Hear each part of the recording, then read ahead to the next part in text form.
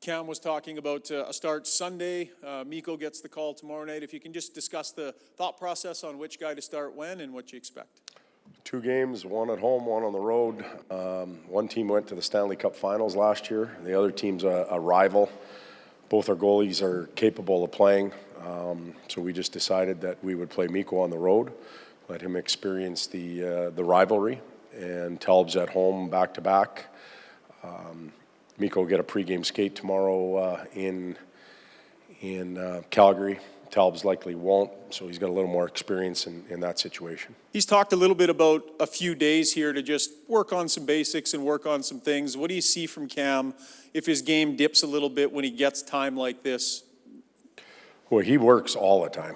You don't necessarily have to have the equipment on or be sweating to be working on your game. He spends a lot of time with Dustin Schwartz, the goaltender coach. They talk about his play, scenarios, reads, and then when he does get the time, which you're talking about on the ice, he puts it in, and he works as hard and as efficiently as anybody we have on our team, and that is very encouraging.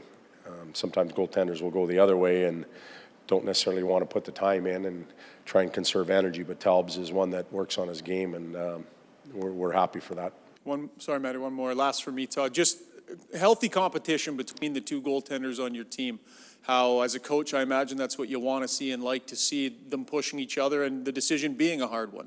Yeah, it's a good decision for our staff and our organization to have that 2 goaltenders are capable of playing on any given night. With all due respect to the goalies that were here in the past, they gave us everything they had, but I don't know if we ever got to that point. And at this point right now, we're there. We feel comfortable playing either of them. Mikko's done a tremendous job in creating a sense of confidence amongst his teammates and staff, and that's gone a long way, and we know what Cam can do. So we feel like that's one of our healthier positions as far as depth goes on the team.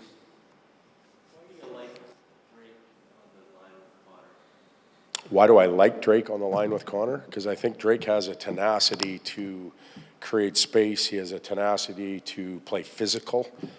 Sometimes that's an element that those 2 are missing. He's got a good release. He puts himself in a situation where he can score. And right now, he's about as confident as he's been as an NHL player. And I think you have to have confidence to play with those 2. You got to feel good about your game and know that you're going to take some tough minutes on and be able to produce. What do you like about Cassian's game right now that you didn't like 2 weeks ago? What do I like? Well, Cass has been a little more focused, in my opinion. That line. I think we should talk about the line as a whole rather than Cass. They have an identity. They play to it now. They're excited about being on the ice and playing that way. The physicality is there. The reliability defensively has gone up immensely.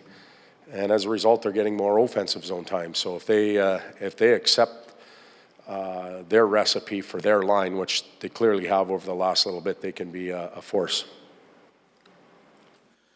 Todd, the division is still relatively jumbled, and I think you can look at almost any team in the Pacific, including you guys, even though it's still a young season, and say they've had a really good burst and already had a little bit of a slump. Are you focusing with the players on let's, stay with the field, let's keep an eye on those standings? How do you approach it? No, we don't.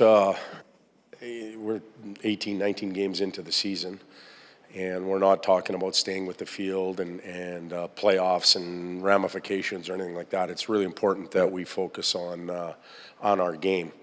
I think last year we got a little too far ahead of ourselves, whether it was playoffs. At this time we're already talking about, hey, are we going to miss? How do we get back into it? Everything was playoff orientated.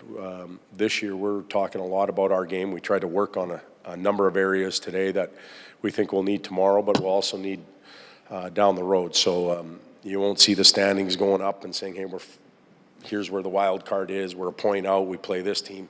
Not at this juncture of the year.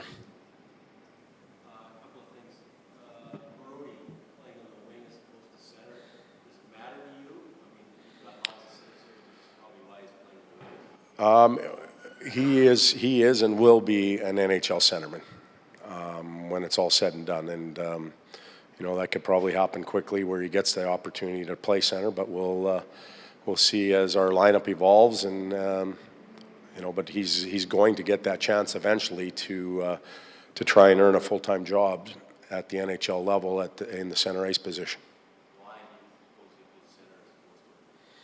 He has great vision, and he has some hands to go with it. He makes good distributing plays. Our concern with any young centerman is his ability to check and defend at the NHL level. It's certainly different than college. He hasn't played very much at the NHL or pro level because of his injury. But sometimes you're thrown to the wolves, and he may get that opportunity soon. One more about Gully going back to Calgary, you went back to San Jose, you were the head coach. Would it be any different for him going back as an assistant as opposed to? Yeah, it's a good question for him. In my case, I spent 7 years in San Jose. It's emotional. My family stayed there for 10. It is an emotional return, and I'm sure Gully will have friends and family that are at the game, and he'll know a lot of people in that building. But his allegiance has changed, as mine did going to San Jose, and that's part of the NHL. You're a player, you're a coach, you're moving around a little bit. You got to be prepared to move on, and we couldn't be happier with our staff right now, the effort they're putting in, and we're glad to have all of them here.